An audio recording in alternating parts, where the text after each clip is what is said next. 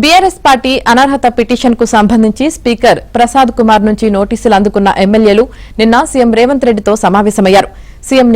CM నివాసంలో జరిగిన ఈ భేటీకి కడియం శ్రీహరి మినహా 9 మంది ఎమ్మెల్యేలు హాజరయ్యారు. జ్వరం కారణంగా ఆయన ఈ సమావేశానికి హాజరు కాలేకపోయారు.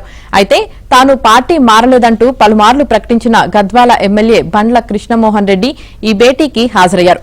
సీఎం రేవంత్ రెడ్డితో పాటు TPCC chief Mahesh Kumar Goud, deputy CM బట్టి విక్రమార్క, శాసనసభ వ్యవహారాల మంత్రి శ్రీధర్ బాబు, రెవెన్యూ మంత్రి పొంగులేటి శ్రీనివాసరెడ్డి, పలువురు న్యాయ నిపుణులు కూడా ఈ సమావేశంలో పాల్గొన్నారు.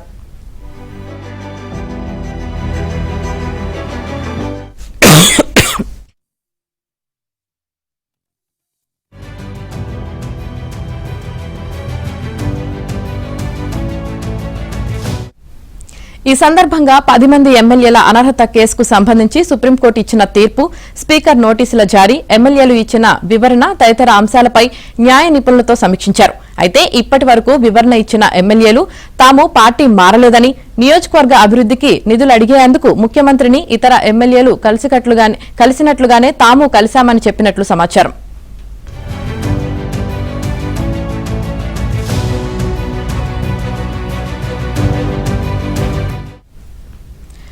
నియోజకవర్గ అభివృద్ది కోసం సీఎం రేవంత్ రెడ్డిని ఇప్పటిదాకా 100 మందికి పైగా ఎమ్మెల్యేలు కలిశారని వివరించినట్లు తెలుస్తోంది.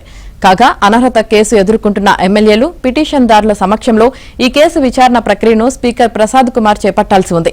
ఈ నేపథ్యంలో విచారణను ఎమ్మెల్యేలు ఎలా ఎదుర్కోవాలన్న దానిపై న్యాయ నిపుణులతో కొంత చర్చ జరిగింది. ఎమ్మెల్యేలతో భేటీలో వారి నియోజకవర్గాల్లో చేపట్టాల్సిన అభివృద్ది కార్యక్రమాలపైనే సీఎం రేవంత్ రెడ్డి ఎక్కువగా చర్చించినట్లు తెలుస్తుంది. భేటీలో పాల్గొన్న 9 మంది ఎమ్మెల్యేల నియోజకవర్గాల్లో ఏ అభివృద్ది కార్యక్రమాలు పెండింగ్ లో ఉన్నాయి, వాటిలో తక్షణం పూర్తి చేయాల్సిన పనులు ఏమేమి ఉన్నాయన్న దానిపై సీఎం ఆరా తీశారు. వాటికి తక్షణమే నిధులు మంజూరు చేస్తామని హామీ ఇచ్చారు. అలాగే ఆయా ఎమ్మెల్యేలు నియోజకవర్గంలో ఎదుర్కొంటున్న సమస్యలు, సాధక బాధకాలను అడిగి తెలుసుకున్నారు. వాటి పరిష్కారానికి అన్ని విధాలుగా సహకరిస్తానని భరోసా ఇచ్చారు.